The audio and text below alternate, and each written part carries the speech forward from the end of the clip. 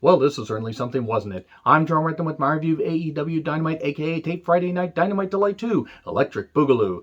Thank fuck they're going to be going back to live shows starting next Saturday with WCW Saturday Night 2021 making its triumphant return. Hooray! WCW's back in business. No, it's not. And I was 20 years old when WCW went out of business. My fucking God, where does the time go? Time to say goodbye. No, this is a very weird intro, but no, it's a special edition of Saturday Night Dynamite because of the NBA playoffs and all that. And then they go back to the regular day starting June 30th. And then they go back out on the road starting July 7th in Miami, and then I believe 2 shows in Texas, and then Fight for the Fallen in Charlotte, North Carolina. And you know what? I hope that the crowds are electric, dun, dun, dun, dun, dun, dun, dun, dun, dun, dun, dun, and I hope that the wrestlers, I hope the crew, I hope everybody's electric, dun, dun, dun, dun, dun, including the venues, because otherwise you can't run a wrestling show without electricity. That's kind of how these things work, especially in this day and age. But enough about electricity history. That was really hard to say. This show wasn't very good. I didn't expect it to be, and they really have just been, kind of limping along, just doing programs and just kind of trying to get to where they go back out on the road. And I don't blame them. And the late Friday night, time slot has not really been good for their ratings. Yeah, this show wasn't very good, and it really didn't start off all that good. And I wanted this to be better than it was, but I didn't have high expectations, and it somehow, didn't even meet those. So we have Wardlow coming out with Shawn Spears, the most uninteresting man in the Pinnacle, aka Shawn Spears, who's a great athlete, but that's really about it. So I guess they wanted to put Wardlow in 3 different types of cage matches in his short AEW in-ring career, where he faced Cody in that cage match, I think just before Revolution 2020, when, which actually was a pretty good cage match because Cody bumped like a goddamn Super Bowl and did that moonsault, and that was goddamn insane. And Wardlow was there for everything. And then in Blood and Guts, and now this. Cage fight, MMA, all that. And they had, Proud Boy, Rock Hard, Hager, which maybe if they had, minority kids outside of the cage, he would have been confused, and then Wardlow could have beat him easily. What I'm trying to say is Hager's a goddamn idiot that deserves to be mocked for being a fucking idiot.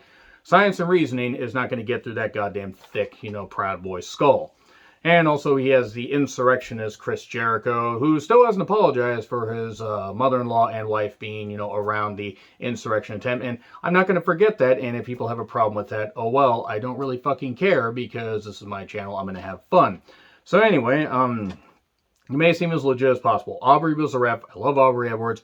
She's fantastic. She made this seem legit. I laugh at how they said Rock Hard, Jake Hager, and, because he did that in one of his, I believe his first MMA, his post-fight promo. And they had Hager versus Wardlow in a cage fight, and they were trying to make this legit, and this actually made the Brawl for All seem good by comparison. Hager was winded immediately. Trying to do worked MMA stuff doesn't really work in wrestling. It really doesn't. I mean, they try to do stuff like that in Japan, even though that stuff seemed like a bit more of a shoot. Well, then you had the stuff with Inoki trying to bring in the MMA fighters and everything with his wrestlers, and that didn't end up working all that well in the early 2000s. But the whole point of this is Hager's not interesting. Wardlow is still very much in the beginning of his career and needs to work with people that can bounce off of him and do stuff. And look, they tried. They did the cage walk, Superman punch thing. They did a hurricanrana off the cage, which I don't really think was, is something that you can do in UFC, but maybe I'm wrong. I don't know. I tend to not pay much attention to what Dana White does because besides making money, Dana White's a goddamn idiot. So anyway, Hager doesn't understand how the rules work. He's trying to cover him. Oh, no, wait, he's trying to submit him. No, they're trying to cover for this because Hager was fucking gassed like crazy. And then he gets, the head and arm triangle and everything, and Wardlow passes out, so Hager wins. What did this do for Wardlow? What did this fucking do for Wardlow? It didn't really do anything. I'm not going to say it buried him. It just didn't do anything for him. And then Spears runs in there. And then Jericho runs in there because he's the second, and also because he's like, hey, I need to, show that I can still hang with the cool kids and everything. Pretty bad when Shawn Spears is the younger of, the two people, doing the run-ins by at least 10 years. And then MJF comes down, and Tony Schiavone did have a funny line. We've got a rat here, and we don't have an exterminator. He wants to exterminate him. Let's hear it for... Moving on. And Dean Malenko's in there trying to break this stuff up. Dean Malenko, who I believe has Parkinson's, if I recall correctly. I recall hearing that. And he took a bump. MJF punched him. That's a shit thing to do. I mean, now, it was planned, and credit to Dean for taking that, but fucking hell, people were pissed. And you know what? It's a way to make MJF seem like, or be more the hated heel in AEW, which he should have been. He should be further along than he already is. He's one of the few bright spots on AEW programming. And then Sammy gets here. This is a mess because we have to have another goddamn Aftermath because it's AEW. Aftermath Elite Wrestling is what it really should be called. In fact, I may start calling it that, whenever they do this shit. There's nothing wrong with doing the occasional Aftermath. New Japan's kind of done some of this stuff. WWE's gone a little bit crazy with it, but seriously, AEW doesn't need to keep doing this. I understand they have a whole bunch of people on the roster, but seriously, fucking stupid. So, yeah, this is a mess. Here's something that I would have done. This is something I thought about while I was watching Dynamite. Now, say you just had brief skirmishes, promos, and stuff like that, leading up to Stadium Stampede. You do Stadium Stampede, the Inner Circle wins. Okay, Inner Circle wins. Then, what you do is you have, these singles matches, and you have it say, okay, we're going to do Blood and Guts. We're going to do it at the pay-per-view at All Out. We're going to build this for a few months. And you do this cage fight, and then you do a couple matches here and there. You do MJF versus Sammy. You do Jericho versus... I don't know why you would do Jericho versus Spears, but I don't know who would want to fucking see that. I don't even think either guy would want to see that. And FTR versus Santana and Ortiz. If you really want to juice it up, have Santana and Ortiz go 2 out of 3 fall. Or, a 2 out of 3 falls match or something. Or maybe a best of 5. Something like that. And then you can build up to Blood and Guts, and then you could have the ultimate blow off there, and you could have the Pinnacle win, and they could be like, okay, say we won this, we got the man advantage, we won this, and then you could do something else. Yes, War Games is the ultimate blow up, but you could do a 10-man street fight or something and have it blown up, but you could build it better than they built it here, because now they're just going backwards and everything, and it just made that Blood and Guts thing seem ridiculous. Regardless of how that crash pad thing went. You can't use that just as the first step in building it's sad because there was potential here and they fucking wasted it. Kazarian is backstage with Eddie and Penta, and Kazarian quotes scripture, and it says he doesn't really believe all that, but then, or doesn't believe some of it, then Eddie says stuff, and then Penta says, Seattle Mero, or however the fuck he says. Alex says it better. He says it a lot better, and Alex shows up later. So then they do the show rundown. Team Taz is at odds with Hook! He's there. And then Page and Hobbs next week.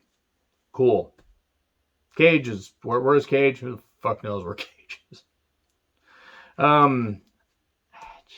I get what they're trying to do. But Ricky's injured. They don't have anybody. They got to bring other people in. They really should have thought this through. Anyway, Scorpio Sky and Ethan Page, the Ego Man versus Darby Allin in a handicap match because Darby said, Sting, stay home. Sky and Ethan are called the Men of the Year. I love Scorpio Sky. Ethan Page is a good athlete. I don't give a shit about his character. And you know what? Maybe if they had done this and then built to having Sting be Darby's partner, it would have made more sense. I didn't mind what they tried to do because they had Darby, take over at first. Or, hit some moves and everything in the Sky. And Ethan took over and beat him down. And then Darby did the hot tag to himself and did this. And he zip-tied Ethan's legs together and hit the coffin drop and tried to get that. But no, Ethan pulled him out. Got a toolbox and conveniently placed toolbox, by the way. Cut his, didn't cut his legs. Cut his legs, free. And then hit the Eagle's Edge 1, 2, 3.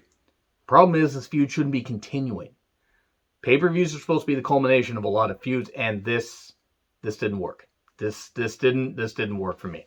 And I like Darby, but I just don't think the set design. Now, it wasn't the worst thing, but just given what they've done before and now, I didn't care for it. Orange Cassidy versus Cesar Bononi with Orange Cassidy had the best alien friends, Chris Stadlander. Attention grabbing, I'm going to say that much because she is damn good looking, and also she's a really good athlete. And Cesar Bononi had the Dolph Twin and co. JD Drake, I think, has most potential out of anybody in that group. He does have something.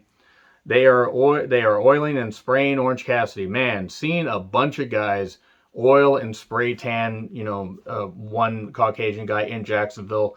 I usually have to go to a different kind of website to see that, but moving on. It was a mess. It was a fucking mess. There were run-ins. JD Drake got distracted by Statlander. Fitting. Orange Punch, 1, 2, 3. Got to give the people what they want. And that's it. Whew. So, Jungle Boy's backstage with Alex Marvez and stuff like that, and just talking to him. Thank God it's not Janela talking to Marvez, because Marvez actually has somebody that has charisma to play off of. And then suddenly the golf cart thing shows up, because golf carts just magically appear over here, over there, and all of Daly's place. I'm sure there's a golf cart conveyor belt. Maybe it's like Gauntlet Dark Legacy where you have to bash the gate closed or the enemies keep reappearing. And now the recently, released Don Callis from Impact, I guess he's no longer an executive there. Oh no, Mr. Scarlet Fever, karma caught up to him. They show up and Omega's trying to egg him on and everything because they got a match next week. And he's like trying to say, oh, first shot's free, but I'm going to be all over you. And Callis says, we're going to be all up in that ass. Man, his invisible hands are just going everywhere. 69 me, Don. Remember all that? Here's the thing.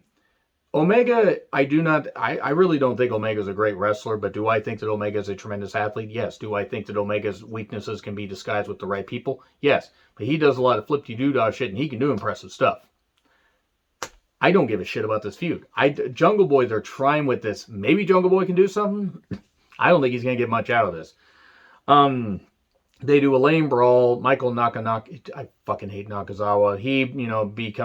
He's the flunky there, and Jungle Boy basically tries to chase him off and everything. We'll get you next week. Omega's just not intimidating. He's not entertaining to me. Anyway, Matt Hardy and co. are backstage. Allie, fucking Christ. God, Allie's distracting. Christian Cage shows up. Too many cages, too many pages. Matt tells him to go home and be with his daughter. And otherwise, I'm going to ruin you. God fucking damn it. I don't care about seeing this feud. In 2021, Cody's in a gay pride shirt. Now, this was taped. And Cody and Brandy recently had, their daughter today named Liberty. So he can end up saying for short, cry harder, Lib. You know he would say that because he is Proud Boy Cody. Him in a gay pride shirt, given, some of the stuff that the Elite feels, some of the Elite at least, or at least, Elite, if you, at least. Here's the thing. Cody can try to do all the shit he wants, but that January 6th was okay promo. He might as well just, fucking stop and just be a heel. Because he ain't fooling anybody. Just saying. And he ain't his dad. He ain't even 25% as good as his dad was on his dad's worst day. So anyway, adrenaline in my soul, insurrection out of control. Cody Rhodes and Brock Anderson taking on QT Marshall and Aaron Solo. Brock Anderson has his dad's hairline and also reminded me a bit of Tyler Bate. Early Tyler Bate, that is. And cool. Okay, they featured Brock correctly. The Forever Purge ad, I do want to point out, I wish the Purge movies had, or they were as good as their advertising was, because I'm sorry, I've never really cared for the Purge movies. I love horror movies. At one point, Brock's getting beat up. They didn't see the tag, then they did. Near falls, and an assisted dive outside. Hey, Cody, I'm going to whip you into the corner so you can stop, get up on the ropes, halt your momentum, and dive on QT. Cool. Anyway, we had Jackknife cover for 3. Brock pinned Solo. All right, I guess Aaron's solo efforts aren't going so well. Anyway, JR interview with Andrade. He wants gold. That's really about it. It was a good thing they put the captions there and not knocking Andrade. He has learned English really well. He is doing great with that. It's like when Hikaru Shida, they put subtitles for her. Sometimes accents are a little thick. Andrade is a star. I hope Andrade can succeed in AEW. I don't know if he can. Not because of his talent, but because they have so many people that they're featuring or they're trying to feature. I worry that Andrade may get lost in the shuffle. Now, hopefully he doesn't. Hopefully he at least takes that AAA title away from Omega, because Omega needs to stop being the belt collector. Injuries or not, this belt collector thing ain't working. But, good on JR interviewing Andrade. And Andrade comes across like a full-on dick here. And they talk about his, alignment with Vicky Guerrero, which is not going to help Andrade at all. And then we get Hangman with the Dark Order, and Hangman's dodging questions about, why don't you maybe, go after the AEW Championship? What about Jungle Boy and Omega? And he keeps avoiding that and talking about the Dark Order and how Evil Uno gave the performance of a lifetime. To be fair, Uno versus Miro wasn't bad, but it just didn't need to go as long as it did. And JR lost his train of thought when Penelope did her splits. To be fair, I don't blame him. Penelope Ford versus Julia Hart. Battle of the Splitting Blondes. I saw that in the movie once. Always delete your search history. So they tried. Penelope has improved. Julia is very young and is gonna, need a lot of work, but she's a good athlete. There were some miscues. There was a split leg on the nobody. There was a nice Indian deathlock for the win. I'm glad these women got featured, but I almost would have put this on Dark. Penelope has improved. Julia, I don't think was ready to be on Dynamite, at least in this capacity. If they had a mixed tag, mixed 6-person tag, I would have understood, but no. This didn't quite work for me, but I'm happy the women got a little bit of time. And then Miro shows up and says, hey, he knocked Kip and says, but Penelope, I'll fight for your honor. And then he had to pull apart with Pillman Jr. Vicky interrupts Britt's promo. Basically, Vicky says, well, since, I brought Andrade in, I get to have a favor from Tony Khan, gross, and it's going to be me and Nyla versus Britt and Rebel. I mean, Vicky and Nyla. Not me. I'm not wrestling. Dear fucking God, if any company ever tried to get somebody like me to wrestle, that company deserves to go out of business because I am just a fan, not an athlete. So then, that's going to be taking place on June 30th. Miro and Pillman Jr., MJF and Sammy are going to be on June 30th. Jungle Boy and Omega, Paige and Hobbs up for the 26th. FTR and Santana Ortiz package on how they grew up. And then we get Jade and Sterling where she is that bitch, and that's really about it. And then Penta and Kazarian and Eddie Kingston versus Matt Jackson and the Good Brothers, home of the Good Brothers. May we take your order? I think Pac and Nick were supposed to be part of this.